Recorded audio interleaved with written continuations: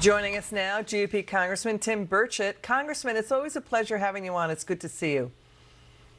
Thank you, ma'am. Congressman, let's have you take a listen to this. This uncle of two students at a school district in Thousand Oaks, California. It's about 42 miles outside of Los Angeles. He went off at a school board meeting. He's really frustrated, and he's basically giving voice to a lot of frustrated and outraged parents out there. Let's take a listen. It has come to our attention that the district intends to teach transgenderism to children under the age of 10 without parental consent. If I were to teach your child about my sexuality without your consent or involvement, I'd be arrested. But when the school district does it, it's education. Districts are teaching transgenderism when they should be teaching science, math, and language. Instead, teachers are hiding student pronouns from their parents under the guise of gender affirmation. The gross indoctrination we're seeing is creating a lifetime of medication and hormones because you can't simply pause puberty. Parents are outraged. They feel like this is really dangerous stuff. Under age 10? Is any school equipped to deal with anything like this?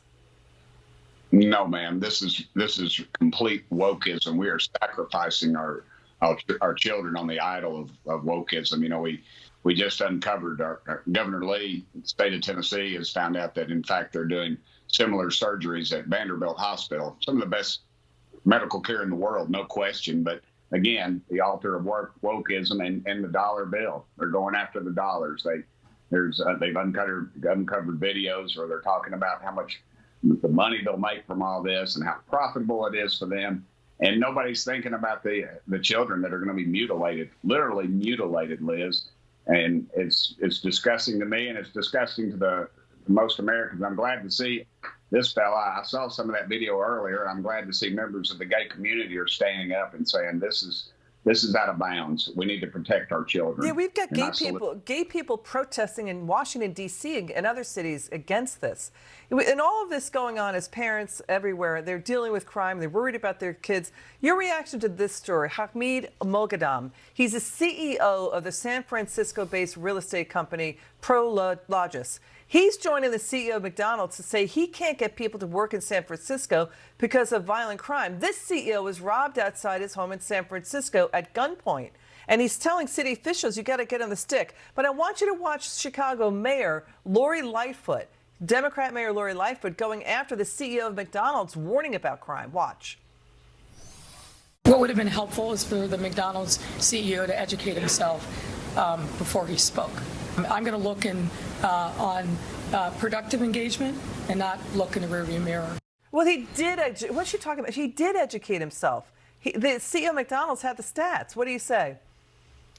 Well, that's the reason I went to McDonald's and ordered a quarter pounder with cheese this weekend, Liz, because I'm sick of this woke nature of these Democrat officials in these big cities. You see it in Portland, you see it in New York, you see it in Philadelphia. It's crimeless. There's just complete crime is out of control, and we're not addressing it. And I'm glad you had her on here talking about McDonald's. McDonald's is absolutely right. They have every right to be, as corporate citizens, to complain about what's going on in the exactly. They can't get people in there to work, and then who would want to work in those conditions? You have law enforcement now in New York leaving. Yeah, they've lost 2,000 members because of all and the crimelessness. You also had an out of control mob ransack and loot a Wawa in Philadelphia. It was just out of control. And we have the U.S. murder capital of New Orleans. They're taking desperate measures to fight soaring murder amid a severe cop shortage. They don't have enough cops in New Orleans. They're now hiring regular taxpayers to do police work. They're sending them out to crime scenes to gather evidence and hiring taxpayers to monitor the phones and do secretarial work and administrative work in police offices there. So that's what New Orleans is doing. Yes, ma'am. Well, that's why one of the 4 commitments to America the Republican Party is presenting is a nation that's safe. We want to hire 200,000 more police officers.